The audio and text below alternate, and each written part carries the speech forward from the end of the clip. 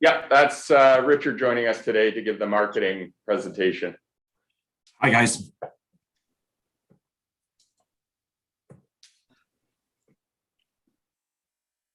Can you click on it so that goes over?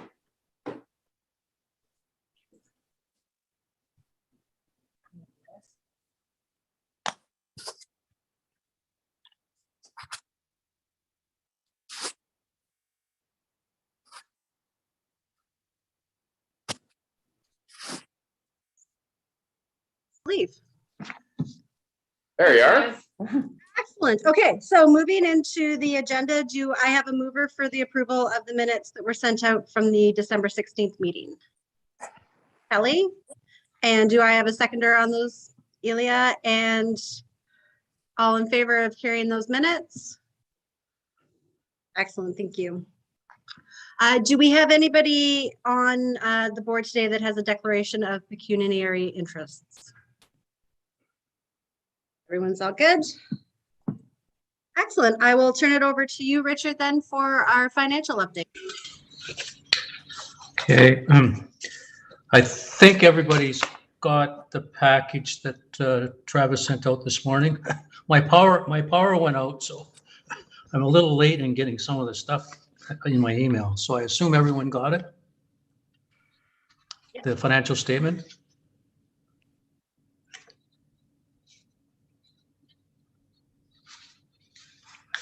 Okay. So on the balance sheet is what we've got is and that cash is actually in our bank. So we've got $1,134,000. The accounts receivable is HST that we have to file claim forms for. So that's the balance sheet. So on the income statement, if we go through it, is the income statement is composed of a bunch of numbers. So we had half the MAT transfer that came across. That's the 380 from last year. The MAT transfer for 2021 is the 732 figure. That is the minimum amount that we are eligible to receive. I'll get into that in a second. The EDC transfer was what was left over, that EDC of their 380 that they got in December in 2022. They spent some funds. That was what was left over. The 146 that's on there was the FedNor grant money that we received and spent at the first part of the year. Sundry revenue, I'm gathering that might be the sale of that we would have had for our 2022 books. And if that's the situation, and that'll end up being deferred because it's revenue that should properly fall into 2022. Then we spent $270,000, so we've got a surplus of 165. So I don't know whether anyone's got any questions on any of the specifics, but just before I turn it over, whether you've got any questions on the MAT transfer, it's 732. Plus, it's a little bit of a complicated formula that is in the Ontario regulation, and based on how tourist receipts go in Ontario, there's a bump up every year or bump down, depending on the tourism revenue that gets generated through the whole province. So we're expecting to receive, in addition to that 732, a further payment sometime in March. So I don't know whether anyone's got any questions or not, but that's kind of the wrap up on it.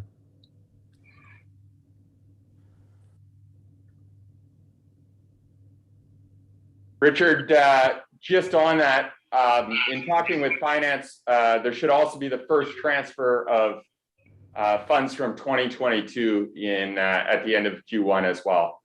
Right.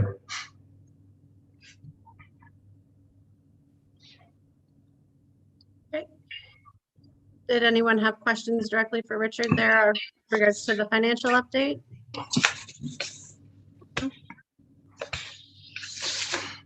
Okay, excellent. Travis, I'll turn it over to you and ask that you provide us with some updates here with regards to Tourism Sault Ste. Marie staff updates and the train. Okay, thank you, Beverly. We have to wear masks here, so I'm hoping that everybody can hear me, but if not, just let me know and I'll clarify. So I guess some good news in terms of the mat collections for November. We were just shy of the 2019 collections by about $3,000. So again, it's nice to see a bit of the rebound here, despite the fact that we're now back in lockdown. So overall, we've collected $968,000 in change as of November 30th.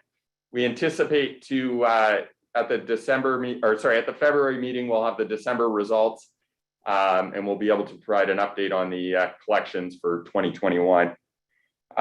In terms of just some brief items that I'd like to notify the board about, we've been informed that there'll be there's 14 cruise ship stops planned for this summer. We don't have all the details yet, but we have been able to confirm that there will be 14 stops at the Bondar Marina. We have this weekend, we have the Snow Cross event occurring at Runway Park. We're anticipating somewhere between 600 to 800 participants between racers, staff, and their families. Obviously, we've had to limit the capacity in terms of attendees at the event, but despite that, it's still a pretty significant turnout for the event. And the last item is we've begun the installation of the wayfinding for snowmobile for the new Sault Ste. Marie Loop. So that's currently in progress. And from the photos that we've seen of the signs, they look really nice out there. So it's good. The last item I should ask is, does anybody have any question on those items?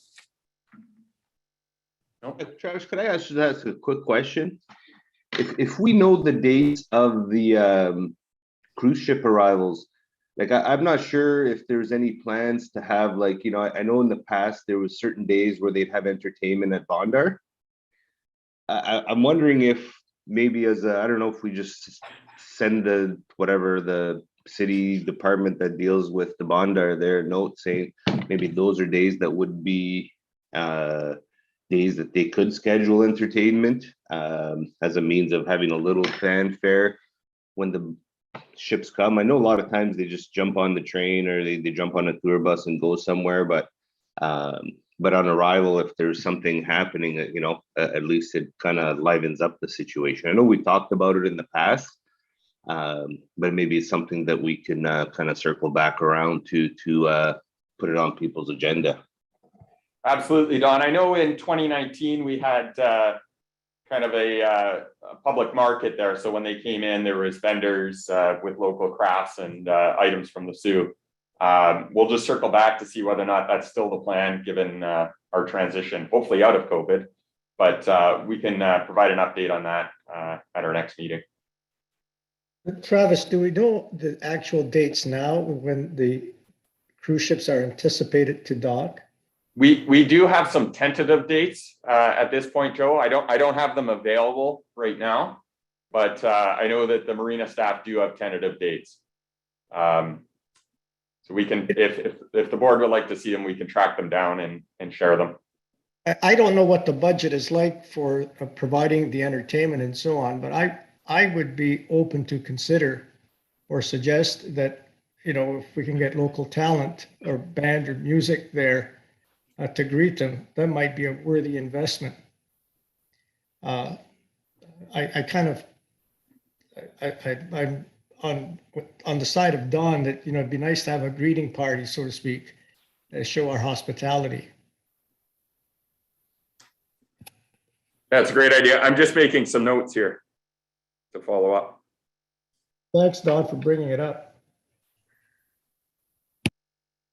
Okay, thank you. Any other questions?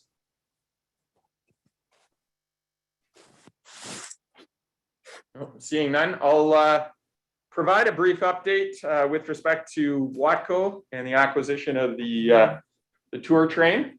So we've been, I've had multiple conversations with Watco since the announcement that the transaction with CN is closing. The latest information that I have is that the acquisition will officially close on January 28th. At that point, they're anticipating that they will begin operation of the freight rail on February 1st. And they are working to actively plan the 2022 tour season. There's not much by way of update with respect to the tour train at this point. We're continuing to have regular touch points with them, and I'm anticipating more information from them likely in March. So as soon as we get some additional details from Watco, the board will be notified.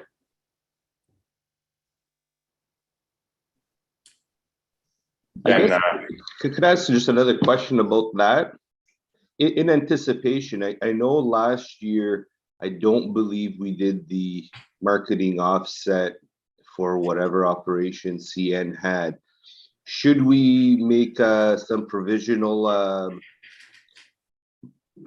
assessments in our budgets in case they do come to ask for that? I don't know that they will, but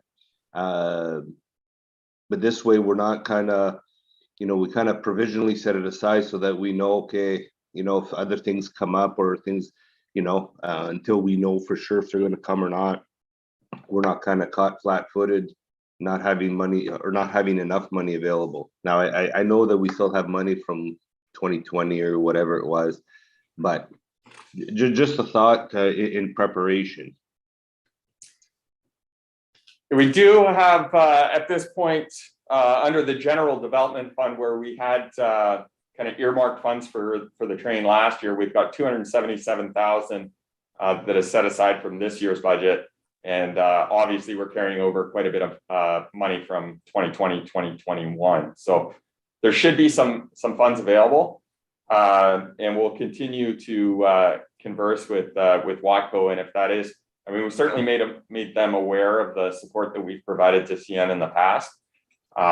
We're just waiting for some additional details from Watco in terms of their plans for this year. But there is funds set aside for that, Don, at this point.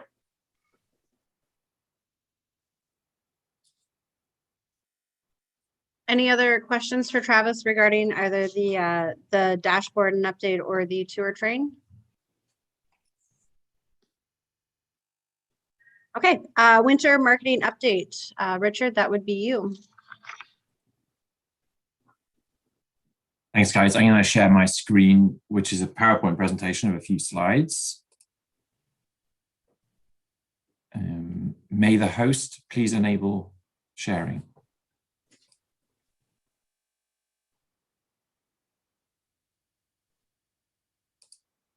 Thank you.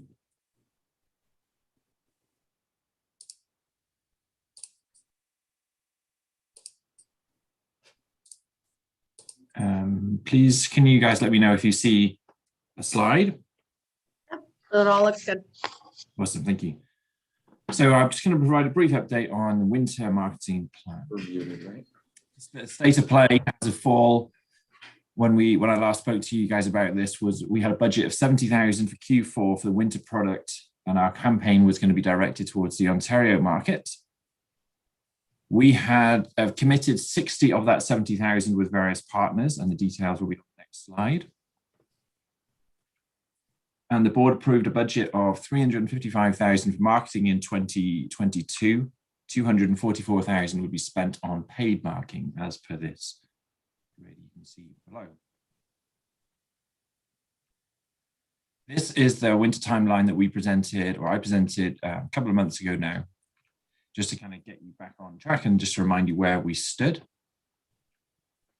Sorry if you want to observe that for a second, if you have any questions, but this is the piece that I presented.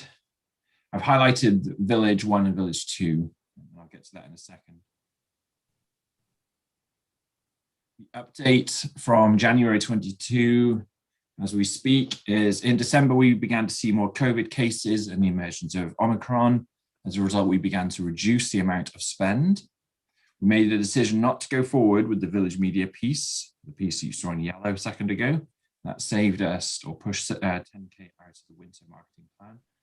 We pushed the release of the Nasty video to fall 2022, and we've reduced the social and pay-per-click spend with Specific breakdown.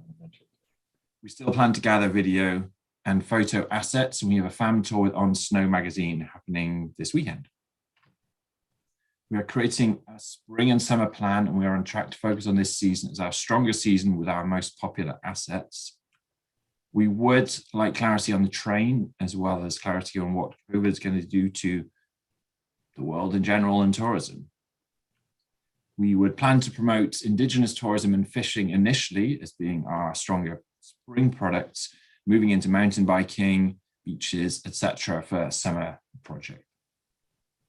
And then just to revisit this grid here, this is what it looks like with a revised update. So the village media pieces we didn't go ahead with. The blog TO piece we changed, the exact timing was supposed to go out at the beginning of January. We pushed that to a point where we think is fit to advertise the GTA market. The Nasty video, whilst it's probably going to be produced at the end of February, we won't see it until November, and we will use it to promote winter 2023. We've reduced the spend with Kivara by 50%, extending the duration of that, therefore, into April. And we still continue to gather photography and videography assets. And we have the FAM tour with On Snow magazine. Any questions about our winter marketing today? I know it's just announced this morning, but it sounds like starting the 31st, the Ontario government is reducing some of the restrictions and further restricting in 21-day windows. Should we maybe think about trying to capture a little bit of the last remaining bit of winter, starting, say, hitting it now, and with the hopes that we can get some folks up here to say snow machine or ski or whatever it may be, with some of the relaxed restrictions coming in on the 31st. Yes, absolutely. I mean, we're paying attention to the news as much as anybody else is. And when we see positive news like that, we will adjust and pivot, potentially with some paid social media posts. We look to our partners, particularly our bigger partners in the winter, i.e. Searchmont, to see what they're doing, what their appetite is. So we're regularly in touch with them. Excuse me. We had a conversation with them this morning about potential plans for Family Day, for instance. So yes, we're being reactive, flexible. And I mean, I will point out, we have been spending money throughout this winter on our pay-per-click. We have been seeing a steady amount of visitors to our website, I think, as the dashboard will show. We also have been promoting some events, including the Beaver Freezer Marathon, which we actually just started promoting yesterday. But yes, any changes in the COVID landscape, we will react to and look to capitalize on to bring people here. Yeah, I have a question. Based on the budget, how much money did you cut back on in terms of spending? $10,000. We were able, a lot of it had been committed already, because you have to obviously commit in advance. So the Blue Mountain piece, the Toronto Life piece, etc., were already committed. We had procrastinated on the Village Media piece because the beginning. So, yeah, just excuse me. So the saving by the budget cutback was grant sum of $10,000? Yes. Thank you. I was wondering if we had some more money that we could spend from 2021-22 to the train, as suggested by Don, but it's not a big deal, 10,000, relatively speaking.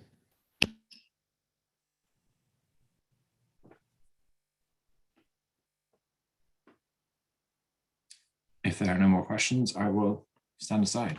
Thanks, guys. Excellent. Thank you very Just much, to- Richard. Oh, Richard, what's the, how would I say this? Right now, I assume we are directing all of our advertising to the Canadian Ontario market. Are we looking at going ahead at any time to try and tap into the US market? Yes, a little bit. And one of our pieces this winter was with Cross Country Ski Magazine, which is an American publication. we really wanted to target them, knowing that Stokely really generates a lot of American visitors. I know, without knowing the exact impact of that, I do know that Stokely has been popular. They've had a number of American guests in the first or the last week of December, and I think they're looking quite good in February. Yes, potentially we could start targeting the US audience if restrictions start lifting and we see opportunities to do that, with events and attractions opening up. Okay. Does anyone have any further questions for Richard on the winter marketing campaign? Excellent. Thank you very much, Richard. Thanks, guys. Okay, Travis, was there anything else under new business that we didn't have on the agenda that you needed to address at this point? Beverly, not at this point. We had a pretty light agenda for this month's meeting, so we don't have any additional items under new business at this point. Excellent. Thank you very much. Is there any comments from the board with regards to open discussion here? Everybody's just trying to stay warm and, well, I mean, except for Richard and Joe, that's given for them. I do want to make one comment though, and Richard touched upon it. It's been easily about 4 or 5 months now that they've reopened the border and stuff. I'm wondering if we should have a discussion about increasing the budget allocation targeting American tourists.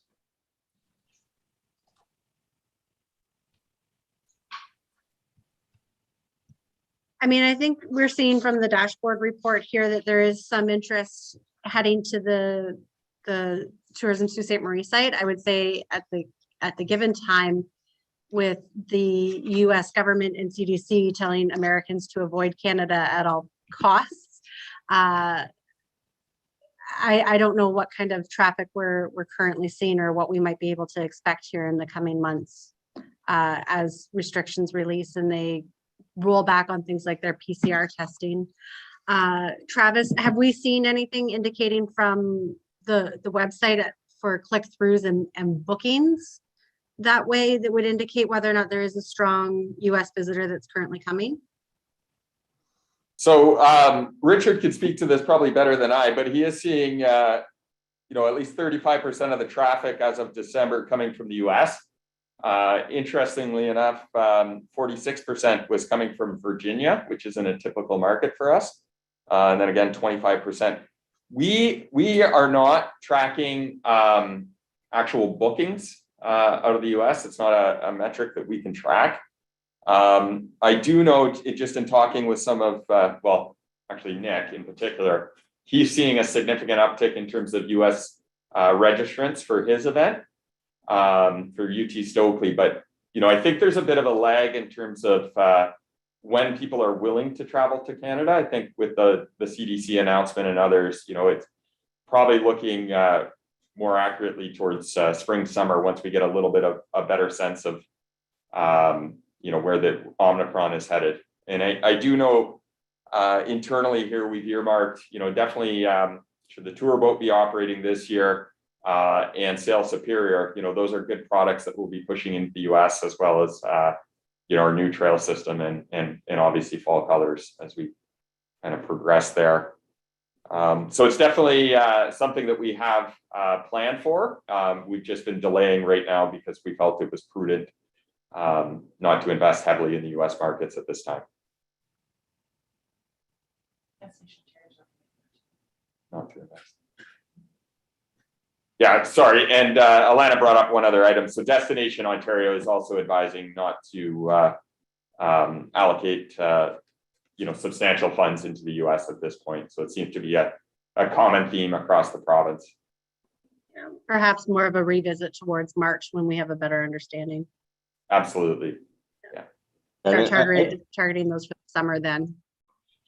I just say it as a means of even providing people some sort of blast that reminds them of Venus using a very unscientific method.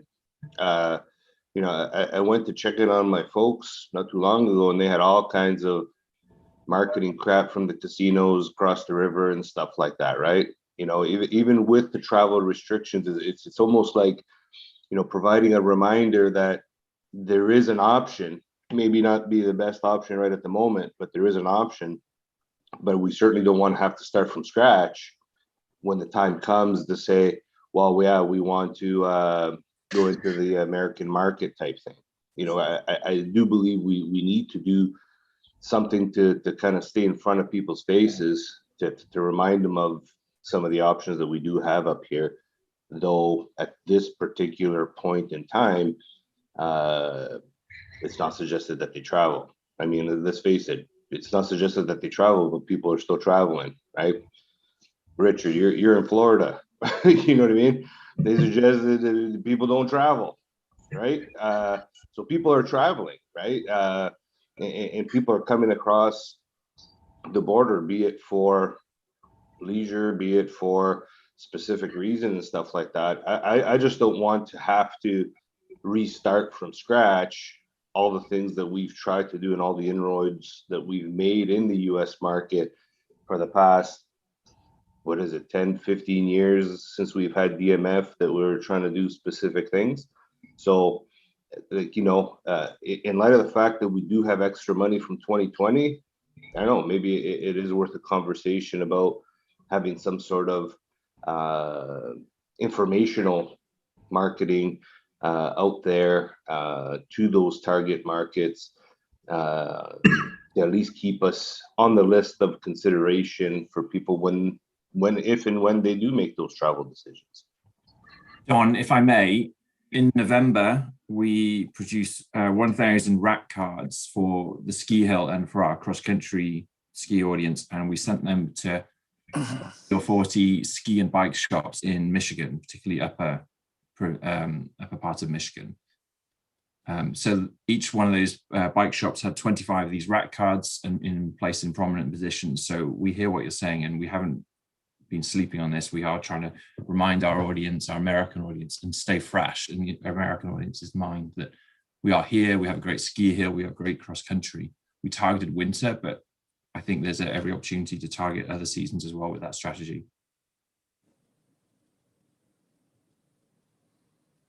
Has anyone seen the marketing campaign by Fernie BC on TV? It's been on the Canadian channels. We get it in Sault Ste. Marie. It's all over television. I wonder if the marketing firm that we hired was in any way directly involved, and it's just amazing. It's a great publicity program that they have. I ask you to reach out to Fernie, to who did that marketing plan. They show the ski hills, they show the hotels with the hot tubs, they show people on cross-country trails. Just unbelievable. And it's usually on the morning shows along with the news. Great advertising and marketing plan. I'll look into it. Thank you.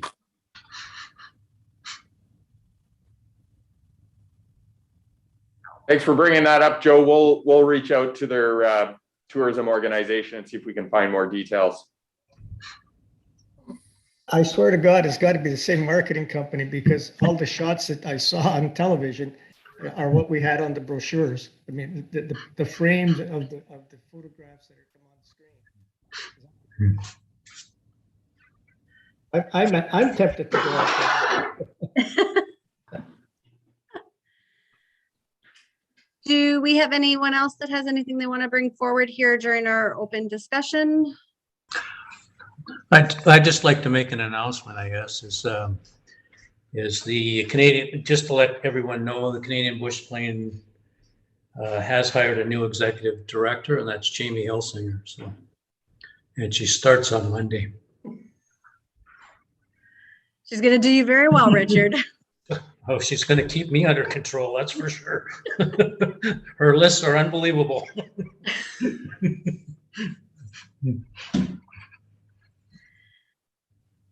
Excellent. Okay, so our next meeting then is slotted for February 17th. Tara got out advance notices for us for the entire year. So fantastic. Thank you for that, Tara. I've already got it in my books. If there's nothing else, I'll call for a mover for adjournment. Kelly and Joe as a seconder. Awesome. If there's nobody opposed to that, we are adjourned for this meeting. Thanks, everyone. Thanks, everyone. Take care, everybody.